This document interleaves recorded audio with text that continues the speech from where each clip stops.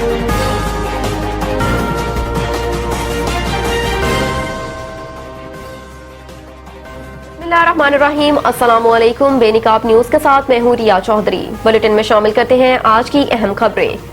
राजा आमिर महमूद की रिपोर्ट के मुताबिक रुख करेंगे खानिया का लाला मूसा। बदो कॉलेज में ट्रांसफर खराब, वोल्टेज की कमी से लाखों रुपए की कीमती इलेक्ट्रॉनिक्स की चीजें जल गई। शदीद गर्मी और हबस के मौसम में आवाम शदीद परेशान। बदो कॉलेज का ट्रांसफार्मर खराब है, जिसकी वजह से बिजली के वोल्टेज कम हो गए हैं, कभी कम होते हैं तो कभी ज्यादा, जिसकी वजह से घरों में लाखों रुपए की इलेक्ट्रॉनिक्स की कीमती अशिया जल चुकी है। जबकि गर्मी और हबस की वजह से आवाम शदीद परेशान।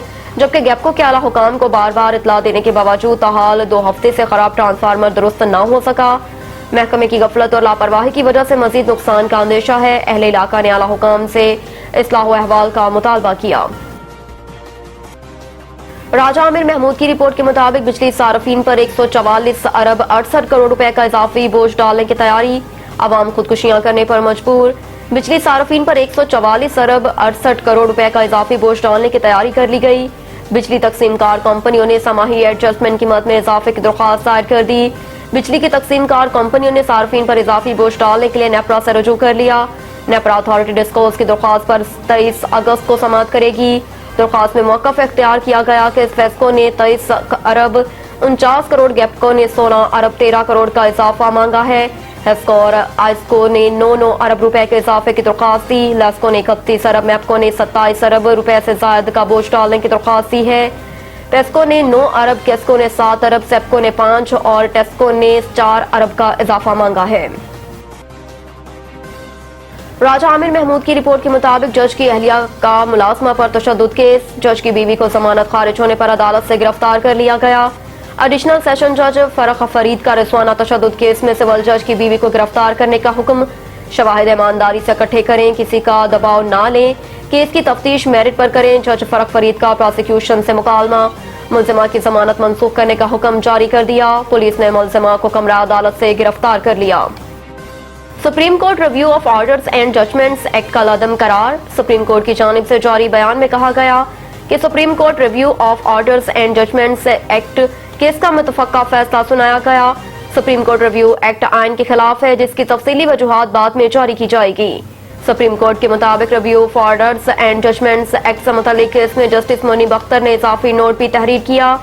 सुप्रीम कोर्ट के फैसले में कहा गया कि सुप्रीम कोर्ट रिव्यू एक्ट पार्लियामान की कानून साजी के इख्तियार से तजावुज है। सुप्रीम कोर्ट रिव्यू एक्ट की कोई कानूनी हैसियत नहीं, लिहाजा इसे कलअदम करार दे दिया जाता है।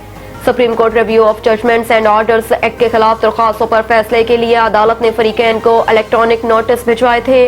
याद रहे कि 19 जून को chief justice Pakistan Umar Ata Bandial, justice मोनी बख्तर और जस्टिस एजाजर अहसन पर मुश्तमिल बेंच ने केस की 6 समाअतें करने के बाद फैसला महफूज किया था।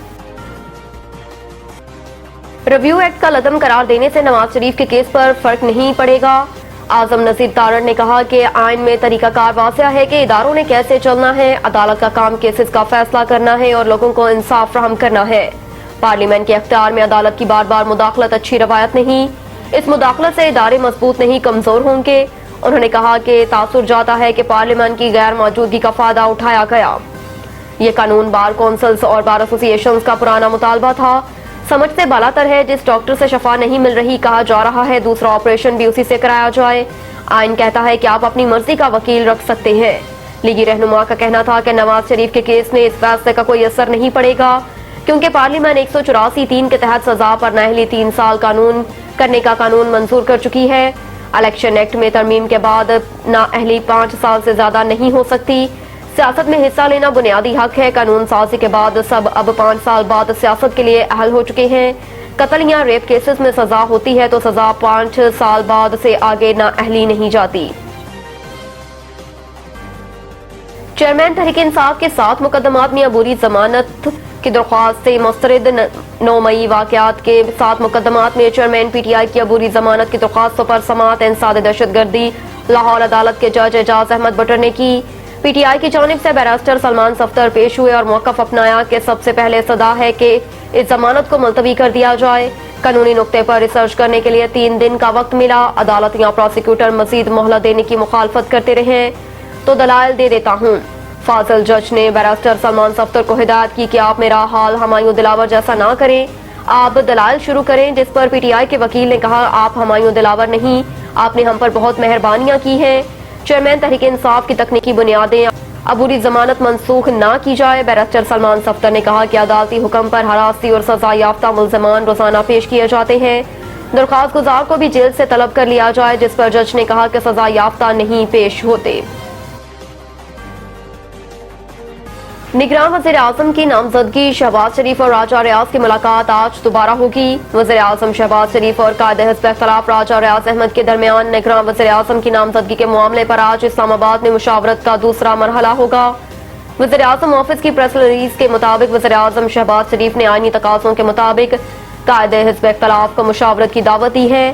اس سلسلے کی پہلی ملاقات گزشتہ روز انتہائی خوشگوار ماحول میں ہوئی، جس میں دونوں رہنماؤں نے مشاورات جاری رکھنے کا فیصلہ کیا۔ ملاقات کے بعد میڈیا سے گفتگو کرتے ہوئے راجہ ریاض احمد نے کہا تھا کہ نگراں وزیر اعظم کے لیے انہوں نے ناموں کا تبادلہ کیا۔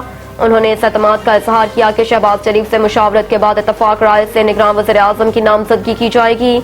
ذرائع کے مطابق شہباز شریف اور نواز شریف کے درمیان گزشتہ روز ٹیلی فونک رابطے ہوئے تھے، جس میں وزیر اعظم کی جانب سے قائد نون لیگ کو نگران وزیر اعظم کے معاملے پر اپوزیشن لیڈر کے ساتھ کی جانے والی مشاورت پر بریفنگ بھی دی گئی تھی۔ اب تک کے لیے اتنا ہی، دیکھتے رہیے بے نقاب نیوز۔